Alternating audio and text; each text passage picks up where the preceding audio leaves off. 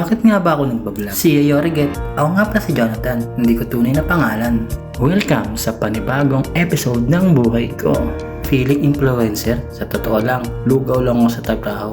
Taga-display sa gabi. Tagaligpit ng kalat ng mga lugaw kong kasama. Aray ko! Pero marami nagtatanong, bakit ba ako nagbablog? Di ba't parang mahirap? Nagtatrabaho ka sa gabi, tapos kausap mo pa yung pamilya mo sa umaga.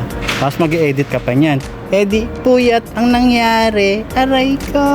Alam nyo, to be honest, minsan naisip ko na tigilan ko na itong pagbablog ko kasi wala rin namang nangyayari. Pero bakit ko ba ito ginagawa?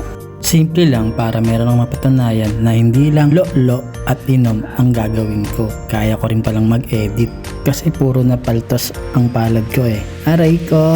Kaya dito ko na binubuhos ang energy ko at oras ko sa pag-edit. Look, I'm cooked in a rice cooker.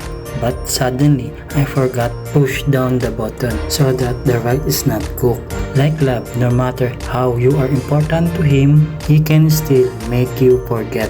Aray ko, napa-English na ako. But on a deeper note, vlogging is my therapy. Minsan kasi nakakalunod ang lungkot. Yung homesickness na hindi mo basta-basta may kwento sa tawag lang. Dito sa vlog, nakita ng pamilya ko na kahit malayo, I'm still okay. Nakakangiti pa rin ako na kahit mag-isa ako rito. Kasama ko naman kayong nanonood. Ginagawa ko rin tong memory bank balang araw. Pag uwi ko sa Pinas, sigurado papanoorin namin to ng anak ko o ng mga magulang ko. At sasabihin ko, diyan nagtatrabaho si Papa. At dito ako pumupunta pag nalulungkot ako at namimiss ko kayo. Na sana kasama ko kayo dito na mamasyal sa napakagandang lugar na ito.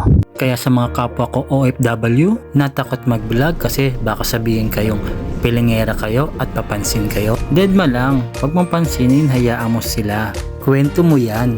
Hindi ka robot na puro trabaho lang.